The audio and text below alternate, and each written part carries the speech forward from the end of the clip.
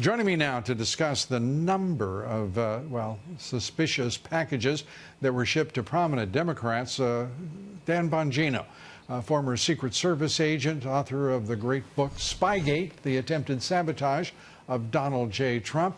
Sebastian Gorka, Fox Business national security strategist, former strategist to the president, and author of the new book, Why We Fight, Recovering America's Will to Win, available everywhere, both books, and we urge you to read both books, especially to buy those books. Good to have you with us, gentlemen.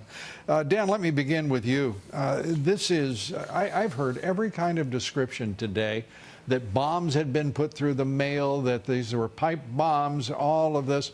I have not heard a word about an explosive, about a detonator, what was contained in those quote-unquote devices.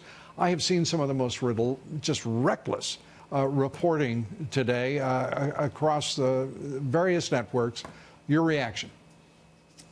Yeah, Lou, the coverage has been just abhorrent. I'm watching on social media a lot of these media outlets putting out statements that are just grotesquely irresponsible.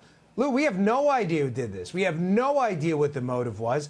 These devices, from my experience in the security space, were very amateurish. Lou, there were a lot of just critical mistakes that someone who had skill in this savage form of terrorism, mail bombs, would not have done. You brought up one of them, the initiator. Obviously, the initiator for the explosions, I'm not going to go into how they do this or why they would, but didn't work. Thank God. Thank the Lord they didn't. But we secondly, don't even, there are just, do you, yeah. We have tried. We can't find out if there was an explosive within the device of any kind. Yeah, I believe one of them could have been functional, according to some of the reporting I've read on it, and according to some law enforcement reports. But when I hear words like that, though, Dan, if I may say, functional, it's either a bomb or it isn't. And I'm so sick and tired of law enforcement in these incidents. By the way, I'm sick and tired of everyone not using concrete Anglo-Saxon words to describe what we're talking about. Is it or is it not a bomb? That would be the first question, and law enforcement won't answer it. Well, that's a critical question because it speaks to, again, the motive, which they don't know. Right. But some outlets are already seemingly making conjecture and opinions on what the motive may be. Lou, they didn't even spell the name right on some of the targets. I mean, think about it, right? As was said by someone on Fox just recently, it was a great point. If you were so full of hate that you're willing to send a device like this in the mail to someone, don't you think you'd at least have the name spelled right? There's something very suspicious about this.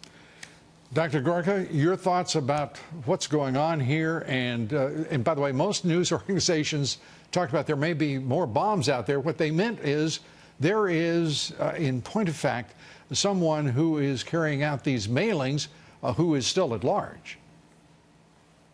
Absolutely, but I think the professionals will track them. There's such a level of amateurishness with all of this, not just the bomb building itself, but the reporting about it. As one former military professional who'd worked EOD told me today, the photograph that CNN released, it looks like a Hollywood prop, not an actual IED. Brennan, as far as I know, Lou, Brennan doesn't even have a contract with CNN. He has a contract with another television company. So if you really want to intimidate John Brennan or do him harm, wouldn't you send it to the TV corporation he actually works for? On top of that, the social, not only the media, the social media trending right now on Twitter, the phrase MAGA bomber is trending. Yeah, that's outrageous. No, outrageous. What's trending? What's trending, gentlemen, is hashtag ignorance. Dr. Sebastian Gorka, Dan Bongino, thank you both.